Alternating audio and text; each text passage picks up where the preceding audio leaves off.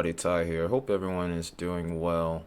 So in recent time, I've been talking about a storm system here around the 14th that might make some pretty serious noise.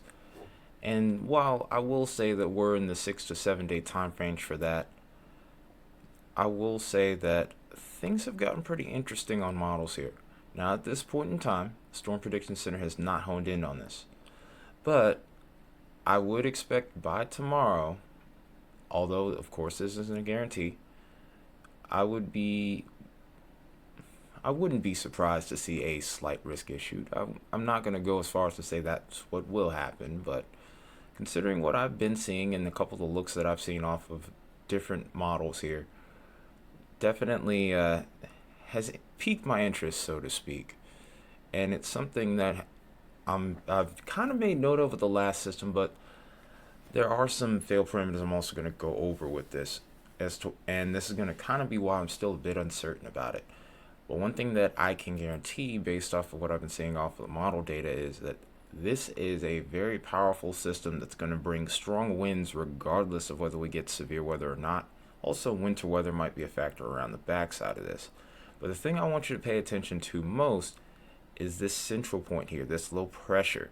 So to anyone that's new to my channel and we're looking at this low pressure here, what I want you to know is the lower this number is, the stronger the storm tends to usually be.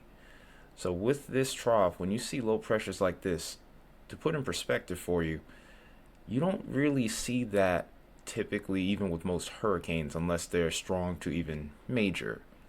This will be almost the equivalent of a Category 3 hurricane, so the winds are going to be incredible if we end up getting this scenario to play out. There's a few model runs from GFS in particular that actually have even stronger pressures than this, so definitely something that we're going to be talking about much more in the days ahead here. Like I said, this is going to be set to come in right towards next week, and so the 14th and the 15th are what we're going to be watching very, very closely here. So this tends to really peak, I would say, towards Friday afternoon and into Saturday. Eventually, of course, this does weaken, and by the time we get towards the end of the weekend, this heads out. But the fact that we're seeing model runs showing a pressure this low is really something here. And then, of course, GFS, the operational version of the GFS ensemble, actually shows an even lower pressure with really strong winds towards the surface as well, kind of like the storm system we had earlier this week. So a lot going on here, but that's two models that I typically trust that's showing a pretty strong signal here. Now, as I always say, considering the fact that we're within that 6 day range here, or 6 to 7 day range, I should say, because it's technically still day 7. One thing I'm going to be watching really closely is to see whether these numbers trend up or down here. In either case, though, even if we have a sub 1000 millibar storm system, it's still going to bring some pretty strong winds across the board. But the lower the pressure, of course, usually the stronger the storm system, so the stronger the winds. As we get, like I said, as we get further into range here, we're going to get more ideas and more of an idea of what the particulars are. But some things I'm going to be making note of here as of right now. And like I said, this is kind of an early look, more or less. You can see the 60 plus mile per hour gusts that are already expected. Like I said, it looks a lot like last week's storm system in a way at this point here. Winds aren't quite as strong, but usually as we get closer in the range, we get a better idea of what to expect here. We won't really get a great idea until we get towards that 3 day range. Now, we looked at how strong the winds are, yes, and I'm pretty sure that winds in all levels of the atmosphere are pretty strong. We're not going to really get into that particular set of data today. I think that might be more tomorrow and Monday, which we do. But in regards to the severe weather threat, considering the fact that last week's storm had so much wind energy available, turning of the winds with height, its big fail parameter is kind of what might be possible here once again. And this is the main thing I'm going to be watching here is the moisture return. You see this area right over here with our dew point map, this little warm sector, this moisture nose that's popped up.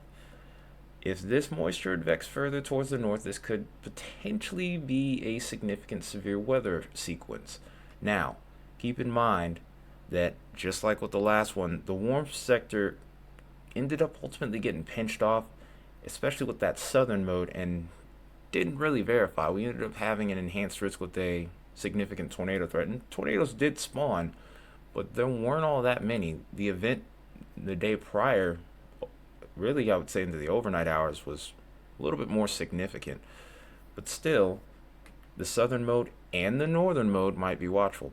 Now, I want other people to keep in mind with this as well that whatever you see on social media hyping this up to be a big tornado event like March 31st, for example, don't feed into that. Because obviously, like I've said many a times, I'm still going to keep saying it till the death of me, that we're still far, far out of range at this point. Like I said, we're really not going to know much until maybe in the middle of the week as to what this thing might really be capable of. And even then, usually it comes right down to the wire with situations like these as to what we actually could end up getting. But I'm really just kind of going into the details as to what we could expect as a result. One signal that does kind of pique my interest also, but I do have questions about, is the amount of instability available.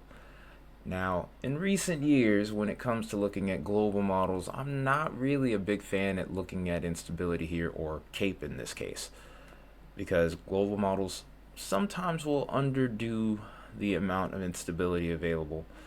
They will kind of underestimate it. Usually when we get to the convective models, we have been a little bit more accurate here. But in this case, especially with the last event, the GFS and the Euro did a really good job. So I'm a little bit more interested in paying a little bit closer attention as to what the GFS is showing here. But the fact that we're seeing a signal a little bit further up toward the north does kind of interest me a bit. Like I said, really that moist sector and that warm sector is going to be the key to everything here. But like I said, still pretty far out of range, so we're not going to get too far into the data hole here. But this is what our sequence could end up looking like depending on how things go. We're going to backtrack just a little bit so you can watch this thing kind of get going here. You can see even parts of the southwest getting snow here with how cold it is towards over parts of our Arizona and parts of New Mexico. And then as we go further along here, once this clears the Rockies, we have our evening threat possibly here towards the northern sector. Southern sector may fire later into the evening. Timing is really going to be a big factor with that setup. And then as time goes on, we could see potentially more blizzard conditions over here towards the Dakotas, parts of Nebraska here.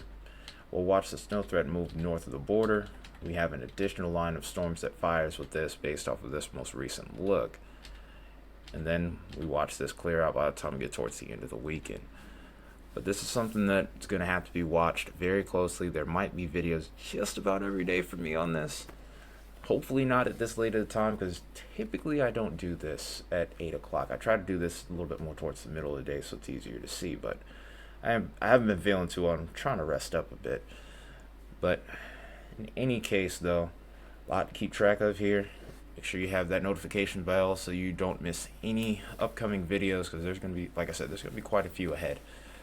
Until then, you guys have a wonderful rest of your Saturday night, and I will see you guys soon.